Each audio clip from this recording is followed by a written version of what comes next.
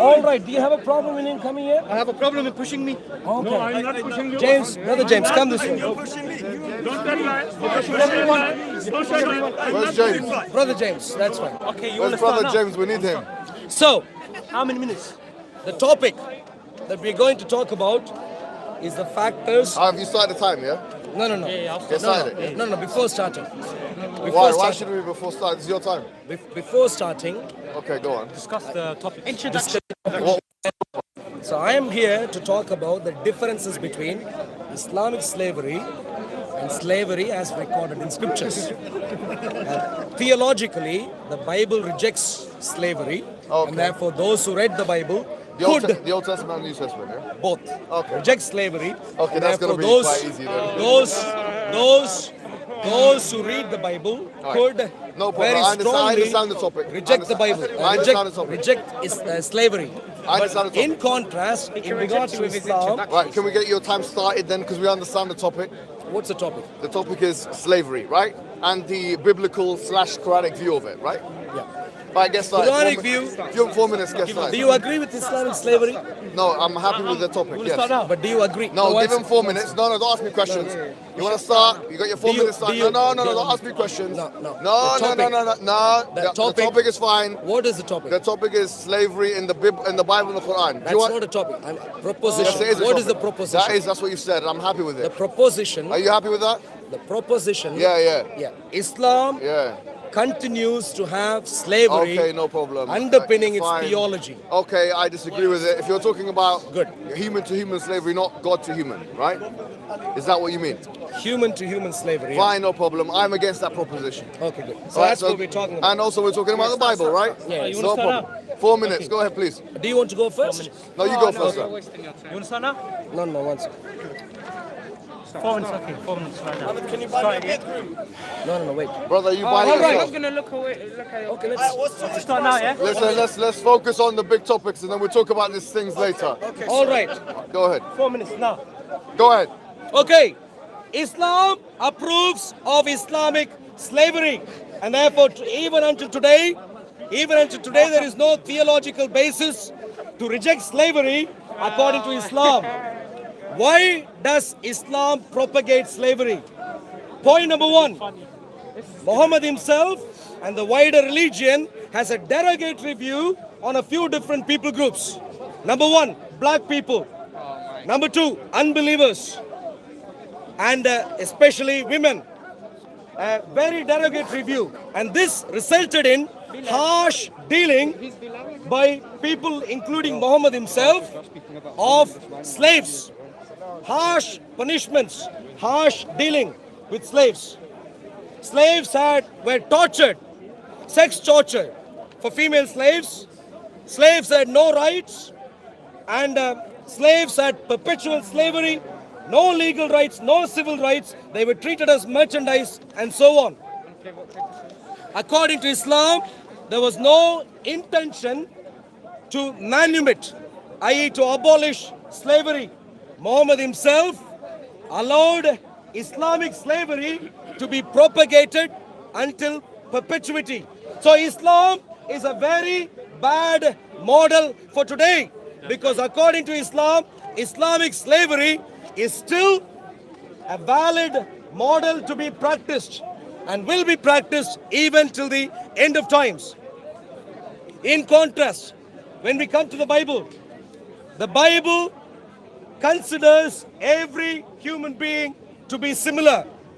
When we compare the Bible, Jesus Christ, with Muhammad, we see someone who is well fitting into the 21st century model, where we hate racism, where we hate slavery. So Jesus Christ is the only person that needs to be followed in terms of our modern views of slavery, abolishing of slavery, and our modern views on the fact of human beings being similar. Muhammad is not a good example for people of today, and therefore Muhammad ought to be rejected. So in particular, I'd like to ask the question to Muhammad, who is here. Muhammad, the so-called Islamic prophet, approves of having sex with captive women at will by Muslims. Do you think that's a very good model for today to practice? When Muslims go to capture non-Muslims, do you think Muslims should have the ability and the permission from Mohammed and the Islamic Allah to have sex with captive women at all times, anytime they want to? And do you agree with that principle? Do you think that upholds human values properly? 30 seconds. Okay, go on. You got 30 seconds. You've got 30 seconds. No, that's fine. Go on. He's very confident. Thank you for joining the Sunday sparring sessions with subpar opponents like this man here, who clearly is not articulate enough and hasn't used enough evidences from the Quran or Sunnah. In fact, if I recall, he hasn't used any evidence at all. He had papers in his hand, but he didn't even quote a single verse from the Quran or a single hadith. Unfortunately today, what I will be doing is the opposite of that without the papers in my hand. So the Quran states something which refutes almost everything he states, which is in chapter 90 of the Quran, where it says, وَمَا أَدَرَاكَ مَا الْعَقَبَةُ فَكُّ رَقَبَةٍ. What would make you know what the good way is? Freeing slaves is the good way. So the idea that the manumission of slaves or the emancipatory discourse was that which is not mentioned in the Quran, but in fact the opposite of is mentioned, is something directly refuted in the Quranic discourse. Now this verse, وَمَا أَدَرَاكَ مَا الْعَقَبَةُ فَكُّ رَقَبَةٍ, is not an abrogated verse. And I would like to know how my friend here has an answer for this verse. But not only this, we find in the Quran, in chapter 9, when Allah subhanahu wa ta'ala, He mentions the categories of zakat, which is, as you know, one of the 5 pillars of Islam. There are 5 pillars of Islam. I can teach you the basics in some other time. One of them is zakat, the charity. And so one of the categories of charity is wafir riqab, and freeing slaves. So here you have 2 things. You have an emancipatory discourse in chapter 90, Surah Al-Balad, and then you have the Quran saying one of the obligations, which is zakat, you have to spend the money to emancipate slaves. And then we have all of these ahadith of the Prophet Muhammad telling us of the virtue of freeing slaves. Now, this already has refuted almost everything that he has said. Let's move to the Bible now for a nice discussion about Numbers chapter number 31, verse number 18, which of course is going to be a difficult verse for my honorable friend, and of course I use the term loosely here, to explain where Moses is told to go into the town, and he is take the young girls for yourself. Now, what young girls is he talking about here? When you look at the Babylonian Talmud, which is actually exegetes this particular verse, it's talking about prepubescent girls. So Moses is being instructed to take prepubescent girls for yourself as captives. Now the idea is this: I want to know of a single verse of the Quran or a single hadith where prepubescent girls are told to be taken as captives in this manner. In fact, not only this, but if they believe that Jesus is God, because he is part of the Trinity, and therefore he's actually the author of the Old Testament as well, isn't he? Because he's God and he's inseparable from the rest of the Trinity, right? So of course, you have a double problem here. Jesus Christ, therefore, is the one that is commanding Moses to go and take captives, which are girls, for himself in chapter 31, verse 18 of Numbers. So this refutes the secondary claim that he had, that Jesus was completely disassociated from these slaves. So you have 2 things here. You have a complete refutation of the fact that there's not an emancipatory discourse in the Quran, which there is, and then you have a charge which I'm putting forward to this subpar opponent who will have no tools of being able to answer this question, that number 1 was Moses being commanded to take slaves, but also that Jesus commanded this as well. Your turn. All right. So Mohammed here calls me subpar, but both the points he raised are really subpar. Let's look at both of them carefully. What happened in the book of Numbers? Read the verse carefully. The context corresponds to Moabites. You might have heard about a person called Balaam acting on behalf of the Moabites, leading the nation of Israel to sexual immorality and thereby allowing Balaam to be able to curse the nation of Israel. That's the historical context. People who were involved in sexual immorality.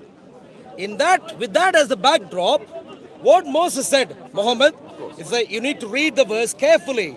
It wasn't talking about pre-puberty. Nothing about adolescence or puberty is discussed. If you read the verse carefully, all that it would talk about is girls or ladies who did not have intimacy with men. What was he talking about? What he was talking about was those who did not lead you to sexual immorality. Those kinds of girls, I challenge Mohammed, why did you mention puberty? You need to show me that from the Bible. While the Bible talks about intimacy, number one. Number two, the Bible showed to me where these ladies were taken as captives. Read the Bible carefully. What you would find is that everyone else were wiped out, whereas these were allowed to live along with the nation of Israel. That is what you would find. So find one example from the Bible.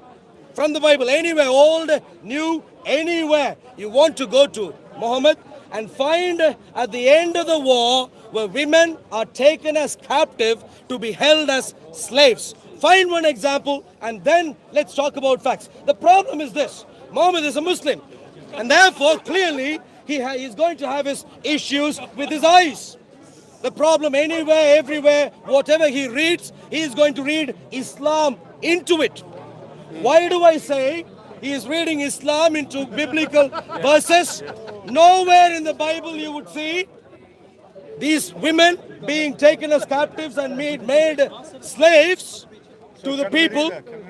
You don't find that in the Bible, yet he reads that. And the reason for that is Muhammad allowed slavery to continue until the end of his life. Sahih al-Bukhari, you say slavery, slaves were manumitted, and that's one of the 5 pillars. Sahih al-Bukhari disagrees with you. Chapter 3, verse saying 765.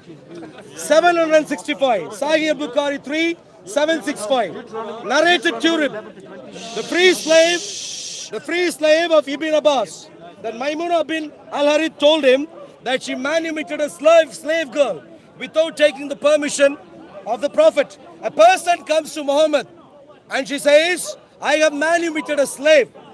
The great Islamic Allah, who he thinks allowed Islamic Prophet to manumit slaves, do you know what he says? He says, why did you do it?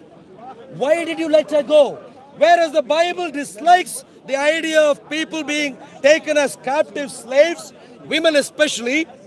Muhammad here goes on to say, you would have got more reward if you had given her to one of your maternal uncles. So the idea that the so-called prophet called Muhammad, implemented manumission of slaves is a fantasy idea, doesn't correspond to reality. Let me ask you this, Muhammad. Time's finished. All right. Well, thank you for that. Unfortunately, you haven't done a good job in answering my interrogation. Actually, the verse says, take the little ones for yourself. This is chapter 31, verse 18 of Numbers. Take them for yourself. And if you're saying this doesn't imply captivity, if you're saying this does not imply captivity, then you will be going against all halakhic understandings by the Jewish people who have been interpreting this for decades, in fact, actually millennia. And I will say to you once again, go back to the Jerusalem Talmud. There's 2 Talmuds, the Babylonian one and the Jerusalem one. Go and see what the rabbis have said in relation to this verse. They clearly understood it to mean captivity. Okay, you don't like this verse. Let's go to 1 Samuel chapter 15, verse 2, where it talks about going the way of the Amalekites and don't leave anything alive, and even the donkey. women, children, and even the donkey. And other places it says kill everything. So actually, the injunctions in Numbers chapter 31 verse 18 are a step down, even though they mean captivity for women. They're a step down from what we find in 1 Samuel 15. Because in 1 Samuel 15, we see everybody's genocided and everybody's killed.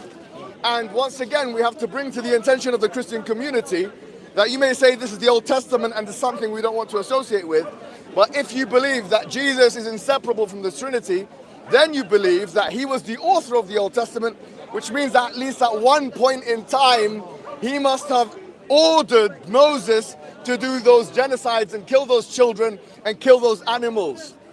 This is clear, and this is the understanding of the rabbis, and this is the understanding, quite frankly, of even reformers, theologians like John Calvin, who exegeted the Bible. Look at how people exegeted the Bible away from this pathetic apologism that you're finding here from these people. You'll find that it's a consistent theme, that they understood it in the way of genocide and captivity and slavery. In fact, racial slavery, which he had the audacity to accuse our Prophet of, despite the fact that he's the only man, and Islam is the only religion which categorically forbids racism. And I say that to you, get me one verse of the Bible which has the equivalent of saying racism is wrong. I can get you a hadith straight away. La fadla li Arabiyyin ala ajami. That there's no virtue over an Arab over a non-Arab, or a black man over a white man, and that the best of you are those most in virtue. Get me the equivalent of that in the Bible. We find the opposite in the Bible. Genesis chapter 9 verse number 22, we find the curse of Ham. Noah had 3 sons, and the biblical exegete said the curse of Ham was that he was cursed with black skin, curly hair, and slavery. And you see now that those who justify slavery in the transatlantic slave trade, obviously some use the Bible to I will be honest, to attack slavery as well. But for the majority of those who propagated slavery, use this curse of Ham as a justification. You can't come to me and talk about slavery. You can't come to me and talk about racism. Because the Bible, there is nothing in the Bible that forbids racism. We have Jesus Christ. Is it time? 20 seconds. 20 seconds. We have Jesus Christ. In the New Testament, we have Jesus Christ shunning the Gentile woman and calling her of the dogs. This is racism, with all due respect. She's a dog because she's not a Jew. So here we find, my challenge is very clear. One verse of the Bible which categorically rejects slavery, and how do you deal with those verses that I told you in chapter 19 and chapter 9? Yeah. Mohammed Hijab should get to know the topic first clearly. If you're going to talk about genocide as the Bible advocate, we can get to that later. The point is pretty simple, Mohammed. If you were to listen here, the point is pretty simple. The entire narration of the nation of Israel was about God redeeming a people group who were slaves, oppressed slaves. Redeeming them and giving them liberty is the entire Old Testament, the beginning of the Old Testament. And Exodus chapter 22, verse 21, soon after God brings them out, this is what he says: not to mistreat a stranger or oppress him, because you were strangers in Egypt. The challenge that I had for you is very simple, Mohammed. Find one evidence. Read to me one evidence where you find people who are brought under captivity and made slaves to live with Israel, to be slaves with Israel. You won't be able to find. In contrast, what you would find is that in the Bible, you find God advocate similar law for foreigners and for the nation of Israel. God forbidding kidnapping, i.e. taking a person against his will, whether it against his will and bringing him under captivity. You find people given rights, legal rights given to those who are working in Egypt. Exodus 22-21, not to mistreat a stranger or oppress him. No unfair treatment, no forced marriage. Jesus says there is neither New Testament says, Galatians 3:28, there is neither Jew nor Greek. There is neither slave nor free. Excuse me, one second. There is neither male nor female. So if you go through the Bible, the entire story about the Bible is redemption of slaves and people being made to live as free human beings, only with obligation under God. In contrast, what do you find? In contrast, you find Mohammed. You are free. Excuse me. In contrast, you find Mohammed having deep racism. Muhammad thinking two black people are equal to one Arab slave.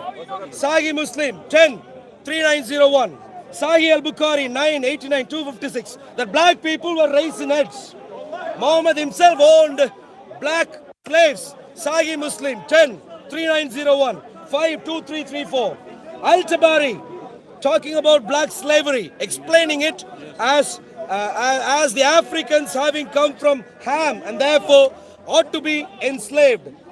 Tirmidhi Hadith 38, Muhammad says, when Allah created Adam, he stroked his right shoulder and took out a black race as if they were coals. Then he said to those who were on this right side toward paradise, and I don't care.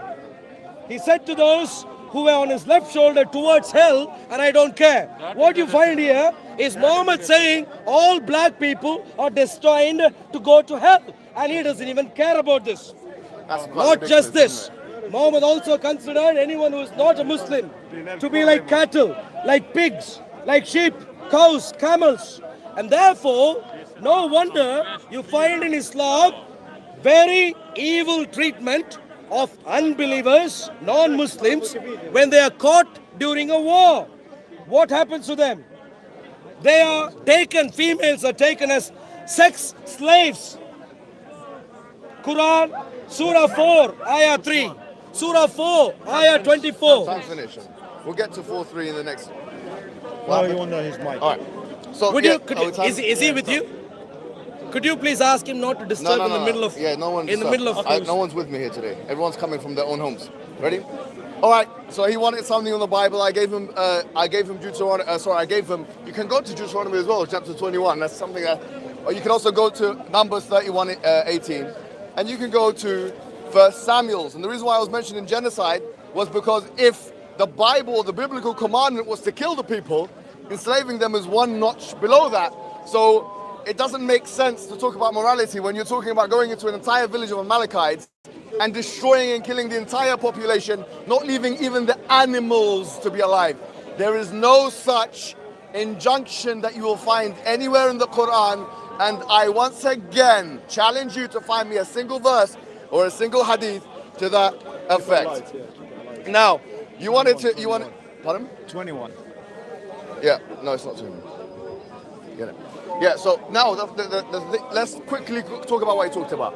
The hadiths that he mentioned were false.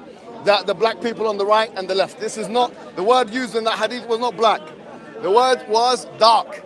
And this was in the Quran, وُجُوهُهُمْ مُسْوَدَّةٌ, that they will have darkened faces. And in fact, ironically, this kind of language is used when men practice something called infanticide. When they kill daughters that are girls, that their faces will be darkened and so on, and there's a reprimand in the Quran for that. It doesn't mean that it's talking about the race. And he talks about two black people being the thing for one. How is that the case? When Bilal ibn Rabah was bought by Abu Bakr as-Siddiq for a high price, very, very high price, and then when he was told afterwards, he said, I would have paid even more for him. So this is nonsense what you're talking about.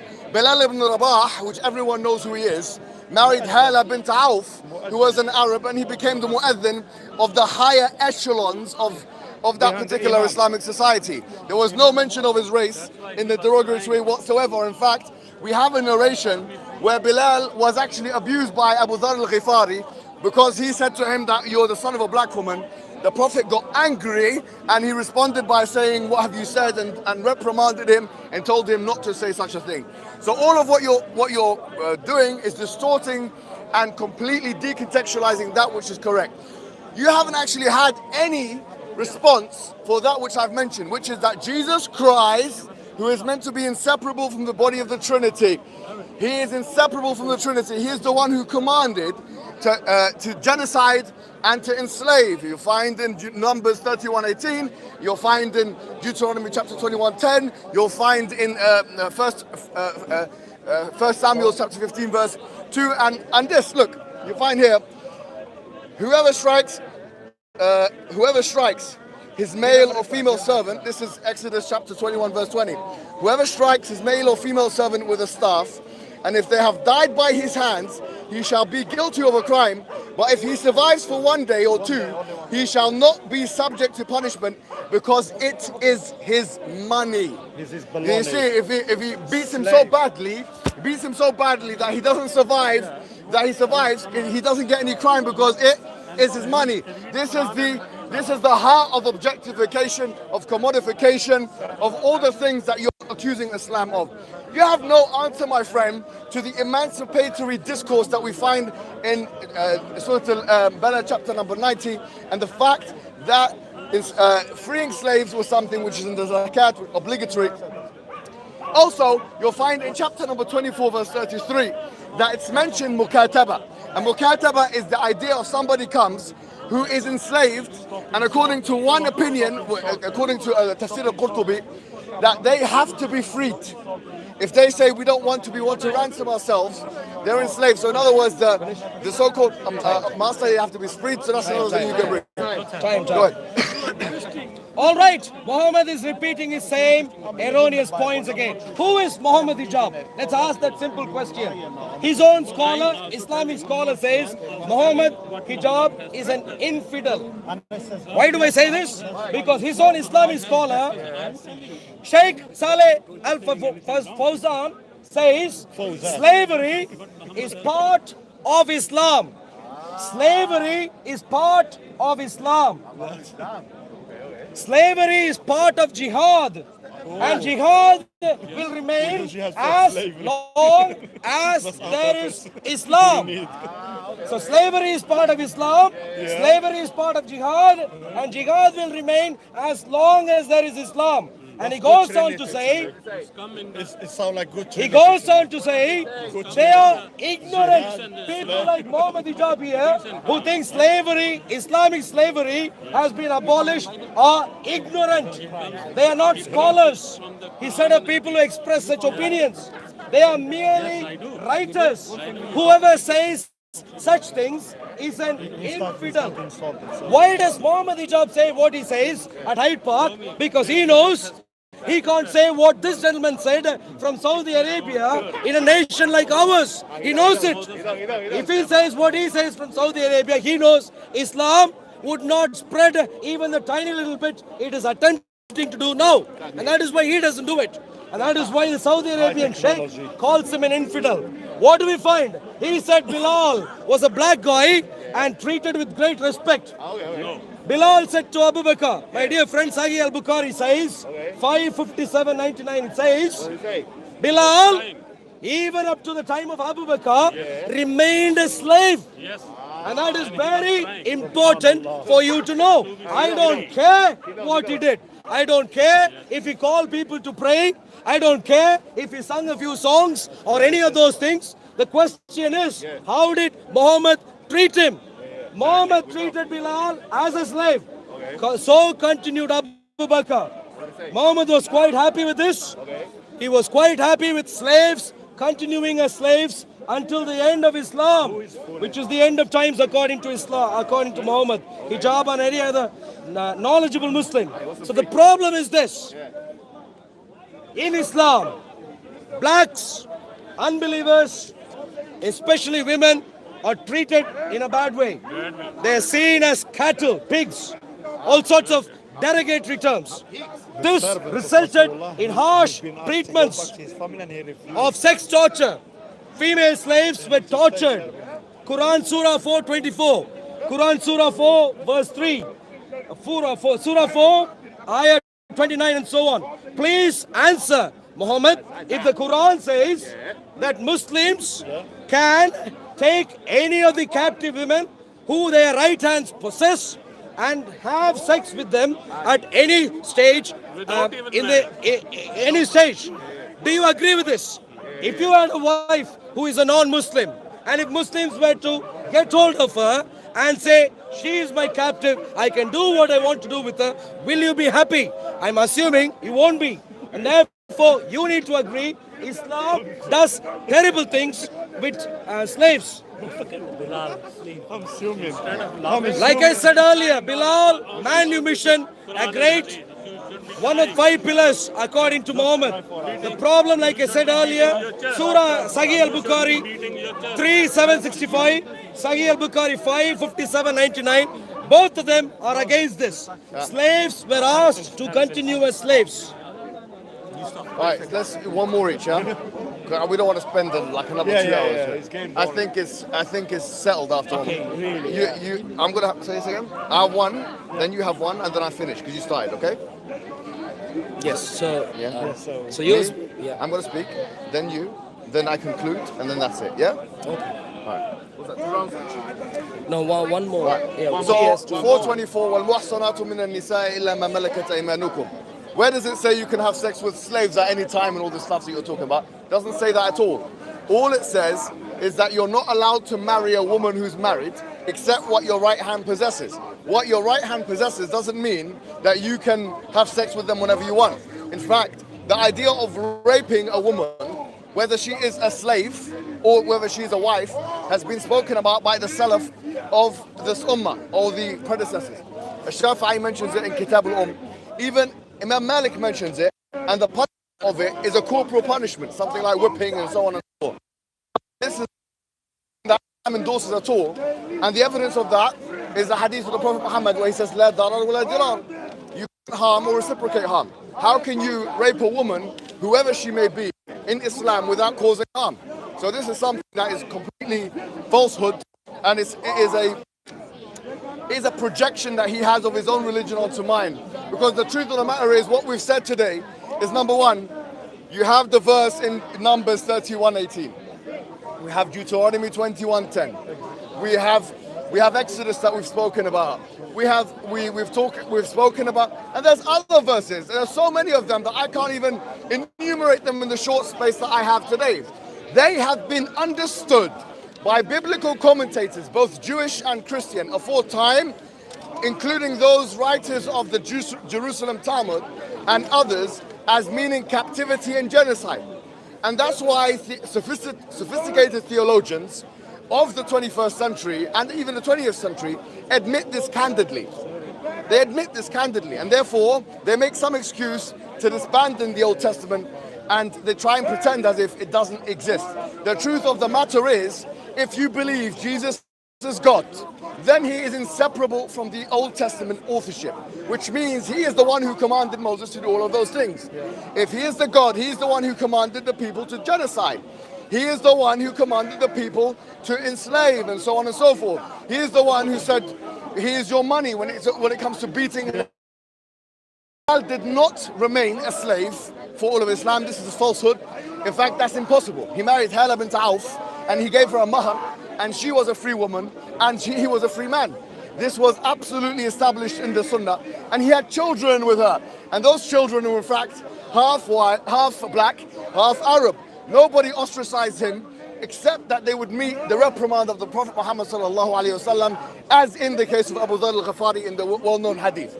So therefore, this notion that Islam is a racist religion is something you cannot substantiate. Moreover, it's something you will not be able to find in the Bible a single verse which has condemnatory tone or an explicit remark relating to racism being a bad thing. So what have we established today? Number one, the Quran has an emancipatory discourse, as mentioned in chapter 90, and as mentioned in Surah At-Tawbah, and as mentioned in chapter 24, verse 33. We have mentioned that there are opinions of the Salaf that say that a slave can literally force themselves out of slavery through ransom. It's called mukataba. فَكَاتِبُوهُمْ إِنْ عَلِمْتُمْ فِيهِمْ خَيْرًا. That give them mukataba, ransom, if they know good, if you know good in them. And according to Al-Qurtubi, that some Salaf said this is by way of wujub, which means it's obligatory, even if the slave master didn't want it. Which is, if this opinion is respected, as good as abolition. this is as good as abolition. If this opinion is not respected, then it's not. He talked about Sheikh Salah al-Fawzan. I'll mention that in the conclusion. Yeah, start. Okay, all Muslims have a very important question to ask today. On the one hand, you have the Bible. A claim is made that Islam and the Bible, New Testament and the Old Testament are Abrahamic in origin. But what we find are clear differences. In the Bible, we don't talk about racism. We don't talk about abolishing of slavery in the way that he wants them to be spoken of, because the Bible never had slavery like what Islam ever had. What you find in the Bible is the story of God empathizing with slaves, the nation of Israel, redeeming them and leading them on to freedom. This is the story asked. And on the back of that, God of the Bible says, Exodus 22:21, he says, not to mistreat a stranger or oppress him, because you yourselves were strangers in Egypt. So across the Bible, what you find is God of the Bible demanding fair treatment of everyone, regardless of race, regardless of ethnicity, language spoken and so on. And God is seen as God who is impartial in the Bible. And I asked Mohammed multiple times, can you show me a place where women were taken as sex captives? And he couldn't show that. All that he's talking about are a few places where there was political war and entire people groups were asked to be wiped out by God. Now God, my God, God of the Bible judges. If he has a problem with that, well, I can only say judgment is coming. And a few of these judgments came in the past, Amalekites and so on. Judgments came. In contrast, what do you find in Islam? In Islam, Islam clearly says that the black people are not worth as much as the Arabs. One Arab guy is worth two black guys. Black people are like raisin heads, unbelievers are like cattle and so on. And this resulted in very harsh treatments. Sex torture of female slaves, you find in various portions of the Hadith and Quran, 4:3, 4:24, Surah Al-Kubra, 2:227 and so on. Multiple places you find sex torture of female slaves, Umar torturing female slaves. No rights being given. Quran, Surah 16, Ayah 75 says, slaves control nothing, no right whatsoever. And that free men cannot be punished for the murder of a slave. Quran, Surah 2, Ayah 178. Also repeated in Tafsir Jalalain. So the point is, torture of sex slaves, no rights. Free men are not equal to the slaves. So clearly no equal treatment. And this therefore resulted in Muhammad not permitting or not allowing manumission to happen. Sahih al-Bukhari 5:57-99, 3:765. You find Bilal continuing as a slave. If Bilal says this to Abu Bakr, if you have bought me for yourself, Sahih al-Bukhari 5:57-99. If you have bought me for yourself, then keep me for yourself. But if you have bought me for Allah's sake, then leave me for Allah's work. He is pleading. This great guy, who is the one who calls people into pray for prayer, he is pleading. If you have bought me for the sake of Allah, leave me alone. But you have still keeping me as a slave. So Muhammad continuing to keep people as slaves. Sahih al-Bukhari 3:765, 5:541 and so on. Slaves working for Muhammad. You know, he said that the Quran says that disbelievers are like cattle. It doesn't say that. It says belhum illa kal an'ami belhum adallu sabila. That they are like cattle. No. They are more astray than the cattle. And as we've seen today, worse than cattle. Worse than cattle. Yeah, you know what I'm saying? As we've Cattle seen today, are better. when the truth, okay, be quiet now, please. Don't waste my time.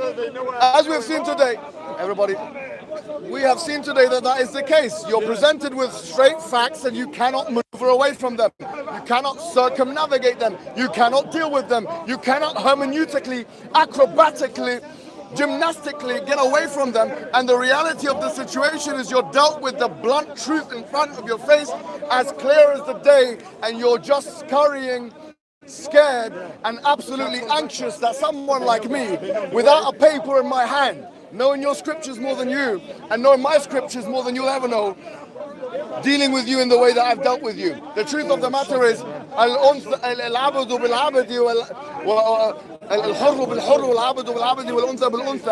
it was actually abrogated. Chapter 2 verse 178 was abrogated with the ayat in Surah Al-Ma'idah where it talks al-aynu bil-ayn, which is talking an eye for an eye, number one. So that's, and it wasn't what he thought it meant anyway, but it was abrogated in either event. Number one. Point number two, you keep mentioning Bilal. Yeah. Bilal was not a slave when he married Hala bint Auf. He was not a slave when he was literally ascending the Kaaba, telling the people, I am in charge now, reciting the call to prayer in front of all the Arabs who are literally below him in physical stature. How dare you talk about Bilal in that manner when the Prophet said he will be the one, he can hear his footsteps in Jannah. The things that he said about all the hadiths about black people being in hell, every single one of them is false. None of those hadiths use the word black, none of them. In fact, like I said, the opposite is true. We have explicit statements from the Prophet saying there's no virtue over a black man over a white man, or a white man over a black man, an Arab over a non-Arab. There is no such statement in the Bible. In the Bible, in the Old Testament, we find these genocides of the Amalekites who he admits us to. He says this is them asking for it, basically. We want to be destroyed. No one asked for genocide, sorry to say.